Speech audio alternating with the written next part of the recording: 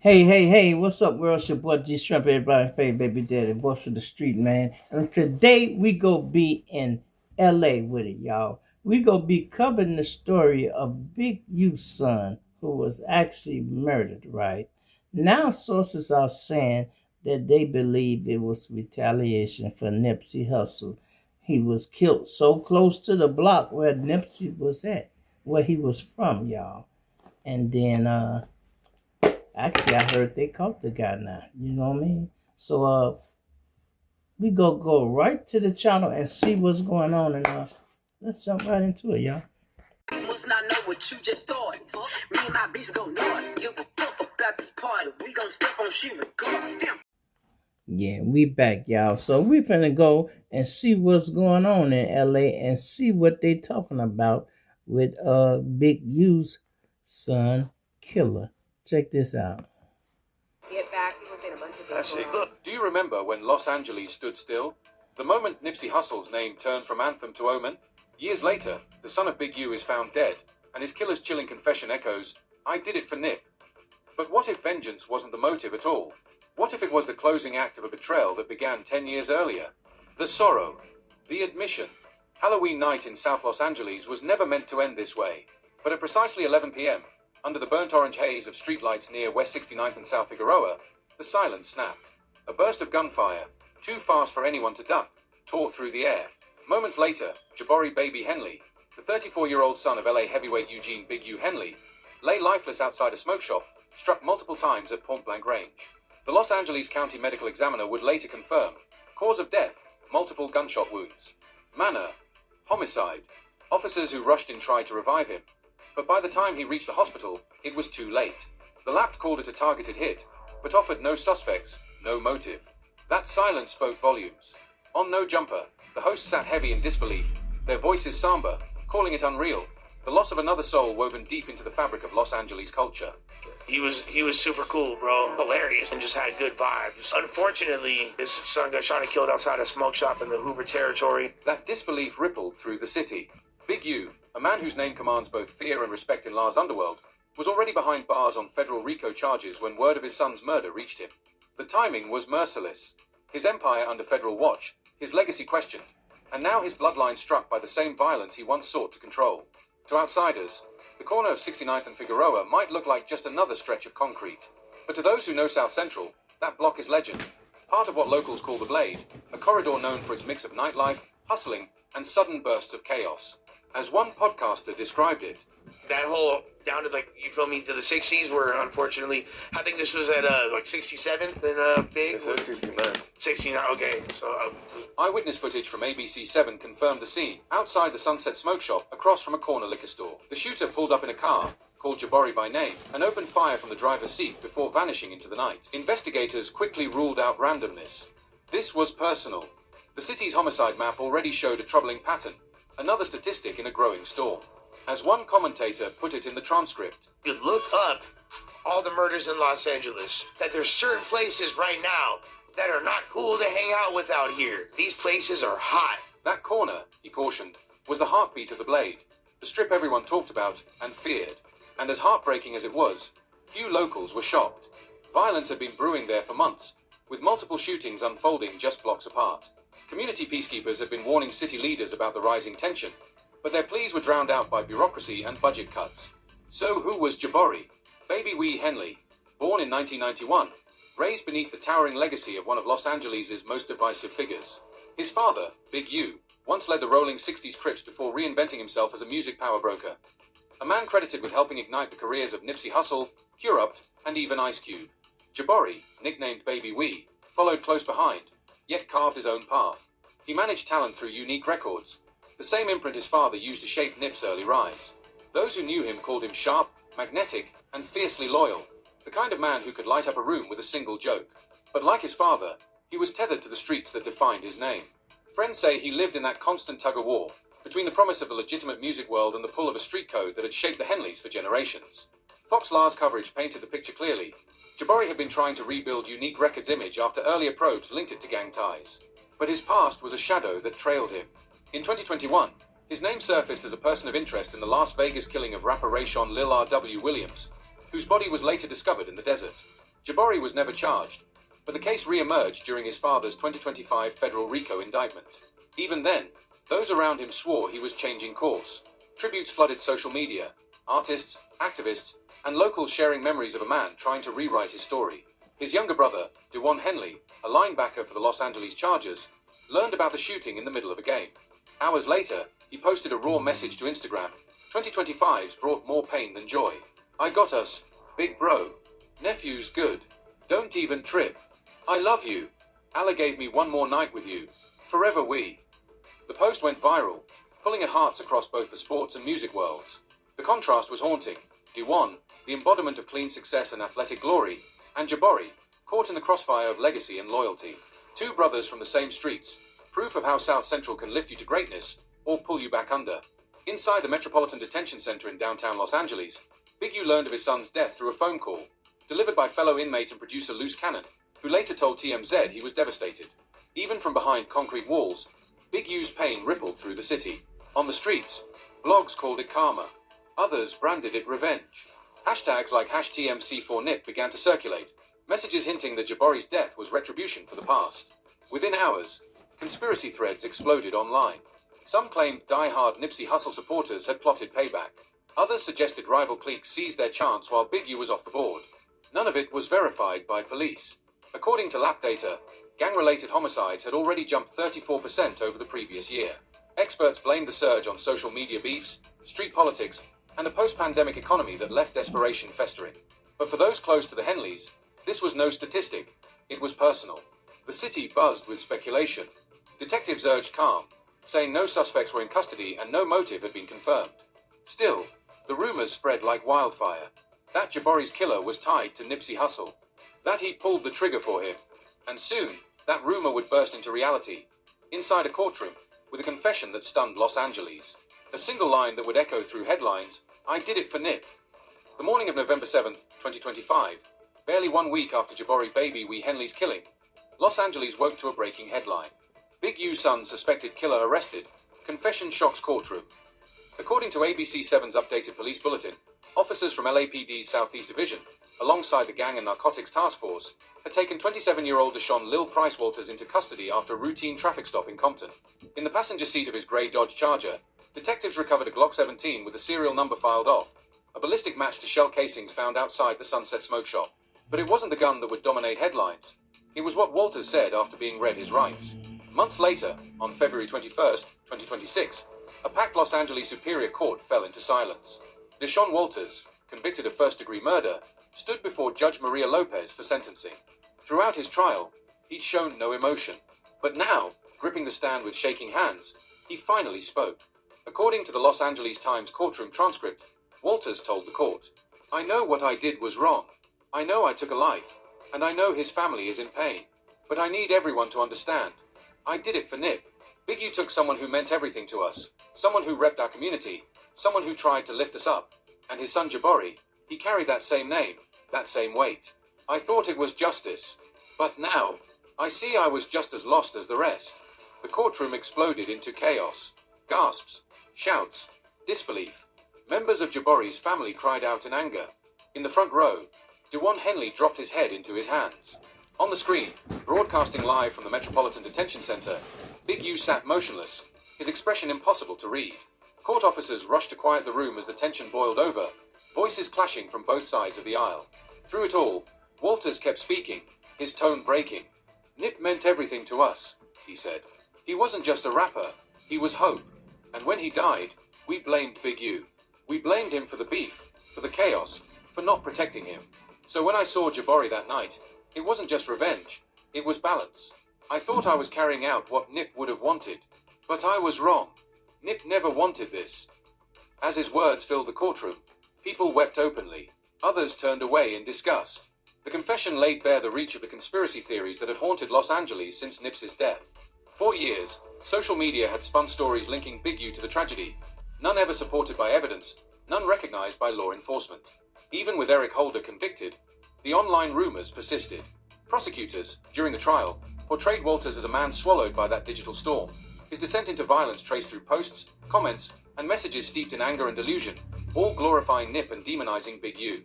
Investigators uncovered text messages that painted an even darker picture, late-night exchanges with friends about making Big U pay. Expert witnesses testified that Walters had grown isolated, consumed by online echo chambers that blurred truth and fiction. He spent endless hours scrolling through conspiracy threads about the music industry and street politics, falling deeper into a digital maze that rewired his perception of reality. His offline world had shrunk to nothing. His only validation came from strangers online feeding the same obsession. Prosecutors argued he acted alone, driven not by gang orders, but by years of rumors and rage amplified through the internet.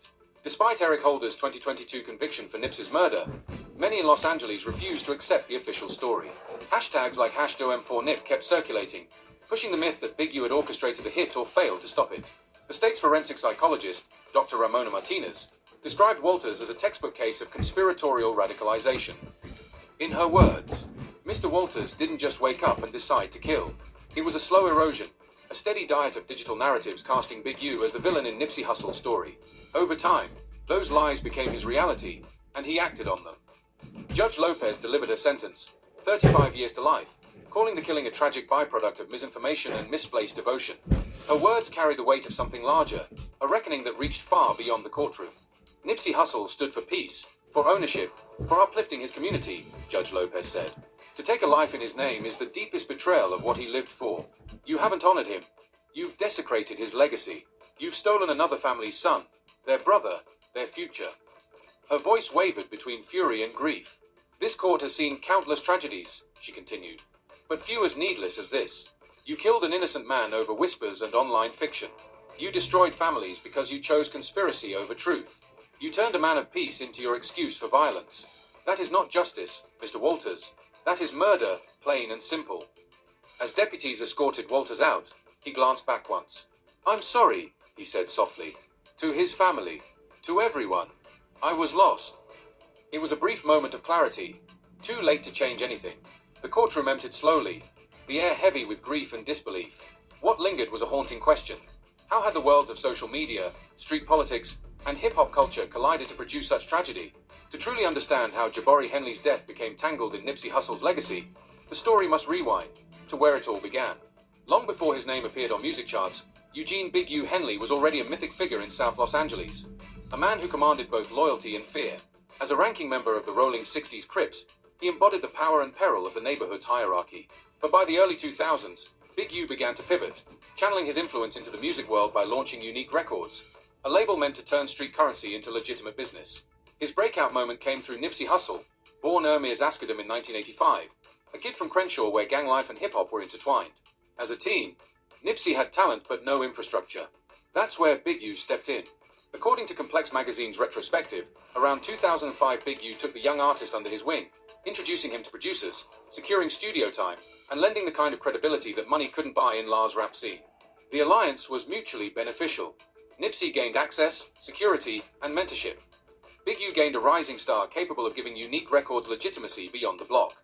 By 2008, Nipsey had dropped a string of acclaimed mixtapes and was edging toward mainstream fame. Their bond looked unbreakable. Big U as the mentor manager, Nipsey as the artist poised to define a generation. In interviews from that era, Nipsey spoke with gratitude and caution, crediting Big U for teaching him how to survive both the business and the streets that shaped them. In those years, Big U and Nipsey were nearly inseparable, seen side by side at industry functions, studio sessions, and block events across Crenshaw. Big U's name carried a certain protection, a street-owned insurance policy that allowed Nipsey to navigate LA freely, building his brand without fear. In return, Nipsey's rise validated Big U's transformation, proof that a man once defined by the streets could evolve into a legitimate power player in the industry. Together, they built momentum. Big U handled logistics and deals. Nipsey focused on the art. To friends who watched it unfold, their bond looked deeper than business, a mentor-protégé relationship that often blurred into family. Big U spoke of Nipsey like a son. Nipsey looked to him like an older brother who'd already survived the fire. But by 2010, cracks began to form. Sources close to both men described tension over money, control, and the direction of Nipsey's career. The relationship hit its breaking point 2 years later, during what insiders still call the parking lot incident. According to accounts detailed in a viral Reddit thread and backed by multiple witnesses, Nipsey and his brother, Black Sam, confronted Big U in a Crenshaw parking lot. The exchange turned volatile. Nipsey demanded freedom from his contract with Unique Records. Big U saw it as betrayal, a knife in the back after years of loyalty and investment. The split wasn't just about paperwork. It cut across lines of pride, loyalty, and faith, the moment where business differences became something far more personal. In later interviews, Nipsey chose his words carefully. He never pointed fingers directly, but his tone made the message clear. He was done playing by old rules. That confrontation marked not just a professional break, but a philosophical one. Nipsey wanted total autonomy, creative, financial, and spiritual. Big U believed he had earned a seat at the table he helped build. In a 2013 Breakfast Club interview, Nipsey spoke in code, but the meaning was unmistakable. You got a separate business from the streets. You can't bring both mentalities to the same table. That's when it all gets messy. Fans read between the lines. It was a shot fired, subtle but unmistakable. The rift became public knowledge across La's rap scene. Around that same time, Big U shifted focus again. He founded Developing Options, a non-profit aimed at curbing gang violence by employing at-risk youth through city-funded initiatives. But as the Los Angeles Sentinel later reported, the organization faced scrutiny. Allegations of misused federal grants and questionable city contracts began to surface. While Big U worked to rebrand himself as a community reformer, Nipsey took his independence to legendary levels. He launched All Money In, rejected major label deals, and made history selling his Crenshaw mixtape for $100 a copy, a bold move that cemented him not just as an artist, but as a symbol of self-made integrity and street-born entrepreneurship. Big U, once the mentor and protector, now watched from the sidelines as Nipsey became everything he'd once dreamed of being, a leader who commanded respect from both the streets and the boardroom. But the fallout between them didn't stay behind closed doors for long. By 2016, whispers were spreading that Nipsey's rise came with unseen costs, that his success still depended on paying tax to certain Crenshaw figures for protection and access. Online documentaries and underground podcasts began connecting those claims directly to Big U's name. As Hot New Hip Hop reported, his so-called check-in system for visiting rappers and athletes blurred the line between mentorship and muscle. The rumors painted a picture of Los Angeles as a city where no outsider could move without clearing it through Big U's network, a code of respect that looked, to some, like organized extortion. Multiple artists and athletes were said to have quietly paid to perform or film safely in certain South LA neighborhoods. Though unproven, the story stuck, and by the time of Big U's 2025 RICO indictment, perception had already hardened into myth. The indictment laid out a web of alleged coercion and intimidation that reached from local business owners to touring celebrities. Through it all, Big U kept his image polished, the reformed OG turned community leader, the man who claimed to have traded gang politics for purpose. He became a familiar face at youth programs, podcast interviews, and civic panels, preaching the importance of transformation and redemption. To the public, he was proof that a street legend could evolve. But the past never truly loosened its grip. His name still carried weight in certain blocks of Los Angeles. Part mentor, part myth, part menace. By the late 2010s, Nipsey and Big U existed in the same city but lived in different realities. Nipsey was sitting in meetings with city officials, discussing redevelopment and STEM programs for kids in Crenshaw.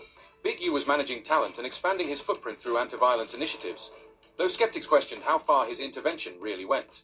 Publicly, both men kept it civil, but behind the scenes, according to sources quoted by All Hip Hop News, the tension never healed.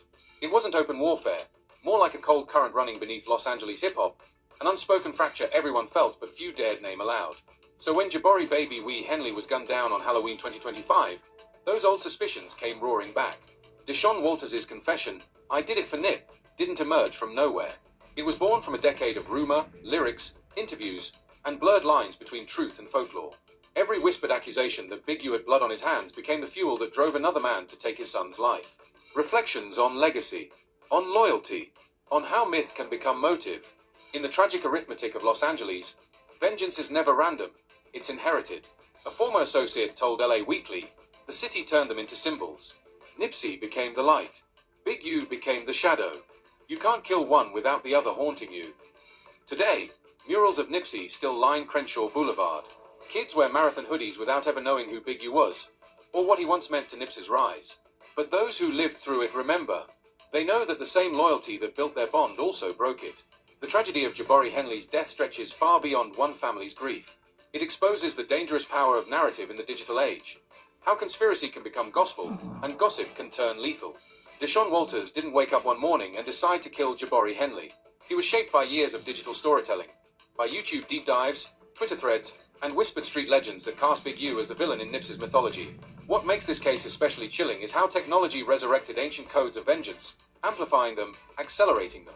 In previous generations, beef stayed local. It moved by word of mouth, block by block, from corner to corner. But social media changed the rules. Now, street politics travel at the speed of Wi-Fi, viral, borderless, and deadly. A rumor in Crenshaw can echo through continents in hours, reaching minds that have never even set foot in Los Angeles. Deshaun Walters had never met Nipsey Hussle. He had never met Big U. And he had certainly never met Jabari Henley. Yet through the alchemy of social media, he felt bound to all three, as if their story demanded his participation. That is the new face of street justice in the 21st century. Decentralized, digital, and detached from reality. The truth, as always, is messier than the myth. Big U and Nipsey's story was never one of pure heroism or villainy. It was a story of mentorship, ambition, pride, and betrayal. Two men trying to rewrite their destinies in a system that rarely allows for clean exits or second chances. In the streets, debts are eternal, and loyalty is often measured in blood. In one of his final interviews before Jabari's death, Big U told Drink Champs, if people knew what really happened, they'd know it was love. But love and pride don't mix good in the streets. That single line captures the heartbreak of a saga that began in 2008 and never truly ended. When Nipsey died, his marathon didn't stop. It simply changed runners. And when Jabari was killed, the finish line itself disappeared, blurred beyond recognition. Los Angeles will never forget their names, Nipsey, Big U, Jabari, but it will forever debate what those names mean. For some, Nipsey Hussle represents liberation, entrepreneurship, and the power to break cycles. His marathon clothing store still stands as a monument to black economic empowerment, a reminder that the dream he chased was never just his own. His investments in STEM education pointed toward a different future, one built on innovation, ownership, and opportunity. His music gave that vision a voice, a soundtrack for ambition, resilience, and self-belief. For others, Big U represents a harsher truth, the cost of loyalty, the weight of reputation, and the impossibility of fully escaping the gravity of the streets. His journey reveals how the same instincts that once ensured survival can later become liabilities. The same charisma that inspires trust can also command fear, and the same community that lifts you up can pull you back down. But for those who live between their worlds, Nipsey and Big U reflect the same paradox, that loyalty, when misplaced, becomes a weapon, that protection can turn into control, that mentorship can morph into manipulation. In South Central, the line between love and violence has always been razor thin. The question now is whether the next generation will learn from their tragedies or repeat them. Will they see Nipsey's true legacy, one of ownership, education, and economic freedom? Or will they remain trapped in cycles of revenge disguised as respect? Will they understand that Big U's story is not one of simple villainy, but of transformation and contradiction? Or will they flatten it into hashtags and half-truths? These questions matter, because the cycle hasn't ended. Even now, young men in South Los Angeles are watching, scrolling, absorbing, deciding what these stories mean. Some will see it as a cautionary tale about the dangers of misinformation, loyalty without wisdom, and faith in digital ghosts. Others will see it differently, as validation that street debts never expire, that justice must be personal, that violence still equals respect. As Deshaun Walters begins his 35-year sentence, he has time to sit with the truth. He didn't honor Nipsey. He didn't avenge anything. He didn't balance any scales. He simply added another name to Los Angeles' long roll call of senseless deaths, and took a son from a father who, despite everything, loved him. The marathon continues, fans still say. But perhaps the more urgent question is, in what direction? Toward more blood, or toward the blueprint Nipsey left behind? One built on ownership, unity, and peace? The answer will decide whether his death, and Jabari's, meant something or nothing at all. In the end, three families are broken. The Askadams, who lost Ermiers. The Henleys, who lost Jabari. The Walters, whose son will grow old in a cell. The streets claim them all, different paths, same ending. Mothers crying, brothers grieving, children growing up without fathers. And somewhere in South Central, another young man is watching, learning, deciding what lesson to take from all this pain. The only question that remains, which lesson will he choose? Thanks for watching. Check out other cards on the screen to keep exploring the story. You must not know what you just thought. Me and my bitch go north. Give a fuck about this party. We gon' step on shit regardless. Get my goon and swipe that bitch and now